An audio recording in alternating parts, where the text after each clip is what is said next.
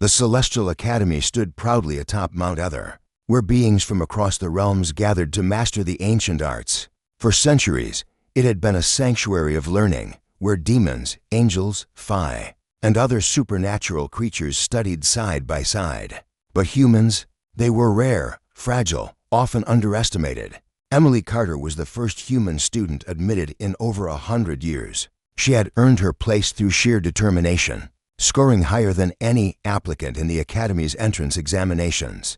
Yet from the moment she arrived, whispers followed her through the marble corridors. The other students eyed her with curiosity, amusement, and sometimes contempt to them. She was an anomaly, a delicate creature playing in a world of immortals and predators. Emily kept her head down, focused on her studies. She had dreamed of this opportunity her entire life, and she wouldn't let prejudice destroy it. But there were those who saw her presence as an insult, a weakness the Academy should never have allowed. Among them was a group led by Kale Draconis, a dragon-blooded noble whose arrogance matched his considerable power. His followers included Serafini, a fallen angel with silver wings, and Moros, a shadow demon who delighted in cruelty. They had tormented Emily with subtle jabs and magical pranks for weeks, testing her limits, waiting for her to break. On a cold autumn evening, as twilight painted the sky in shades of purple and gold, Emily found herself cornered in the eastern courtyard. She had stayed late in the library, researching defensive enchantments, and taken a shortcut back to her dormitory. But Kale and his group had been waiting. "Going somewhere, little human?" Kel's voice dripped with mockery as he stepped from behind a stone pillar, blocking her path. Serafini appeared on her left, wings rustling. "Did you really think you belonged here? Among us?" Moros materialized from the shadows on her right, his form shifting like smoke. Humans are so fragile. One mistake, and snap, Emily's heart hammered in her chest, but she forced herself to stand tall. "Get out of my way." Kale laughed, a sound like rumbling thunder. "Or what? You'll report us, please. The instructors won't care about a weak human's complaints." He raised his hand, and flames danced across his fingers. "Maybe it's time we taught you your place." Emily's mind raced. She was outmatched in raw power, but she hadn't survived this long by being foolish. Her hand slipped into her satchel, fingers closing around a small crystal she had prepared, a desperate gamble she'd hoped never to use. But before she could act, a voice cut through the tension like a blade. "Touch her, and you'll regret it." Everyone turned. Standing at the courtyard entrance was Erling Shadowmere, a figure few students dared to cross. Unlike most at the Academy, Erling was a half-breed, part vampire, part frost giant, and his reputation was fearsome. He was older than most students, having attended the Academy on and off for decades, mastering various disciplines. His pale skin, silver hair, and ice-blue eyes gave him an otherworldly appearance, and his silence made him even more intimidating. Erling rarely spoke to anyone. He kept to himself, attended classes, and disappeared for months at a time. Emily had never exchanged more than a polite nod with him, yet here he was, stepping into the courtyard with the casual confidence of someone who knew exactly how dangerous he was. Kel's expression darkened. "This doesn't concern you, Shadowmere." "It does now." Erling's voice was cold, measured. "You're breaking Academy law, threatening a student, attempting magical assault." Serafine's eyes narrowed. 3 against 1, half-breed. "Even you should know better." Erling smiled, though it didn't reach his eyes. 3, I like those odds." The temperature in the courtyard plummeted.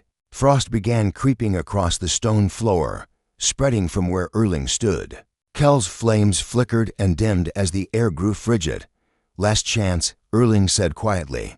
"Walk away." Kel's pride wouldn't allow it. With a roar, he launched a torrent of dragon fire at Erling. Serafini summoned holy light, and Moros attacked from the shadows simultaneously. What happened next would become legend at the Academy. Erling moved like winter itself, swift, merciless, beautiful. He deflected Kel's fire with a wall of ice, turned Seraphine's light into harmless frost with a gesture, and caught Moro's mid-lunge, freezing the demon's shadow form solid. Within seconds, all 3 attackers were encased in ice up to their necks, unable to move or use their powers. The courtyard fell silent except for the crackling of ice. Erling walked past the frozen students without a glance, stopping beside Emily. "Are you hurt?" She shook her head, still processing what she'd witnessed. "No, thank you. Don't thank me yet." He looked toward the main building, where lights were appearing in windows. "The instructors are coming. Tell them exactly what happened." Within minutes, the courtyard filled with faculty members. Master Aldrich, the headmaster, an ancient elf whose power rivaled gods, assessed the scene with a stern expression. Emily told her story, her voice steady despite her trembling hands.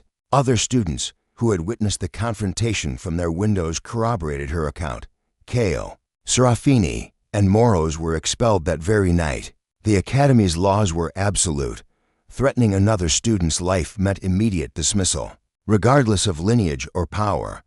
But the incident sent shockwaves through the student body. The human girl they'd dismissed as weak had allies they hadn't anticipated. And more importantly, she had proven she wouldn't be intimidated. In the days that followed, Emily noticed a change. Students who had ignored her before now nodded in acknowledgement. Some even approached her to study together. The whispers continued, but they carried a different tone: respect rather than contempt. As for Erling, he returned to his usual solitary routine. Emily tried to thank him properly several times, but he always deflected with a brief nod or a change of subject. Finally, one evening in the library, she cornered him between shelves of ancient texts. "Why did you help me?" she asked directly. Erling was quiet for a long moment, his ice blue eyes studying her. "Because power without honor is worthless. They were cowards, attacking someone they thought couldn't defend themselves." He paused.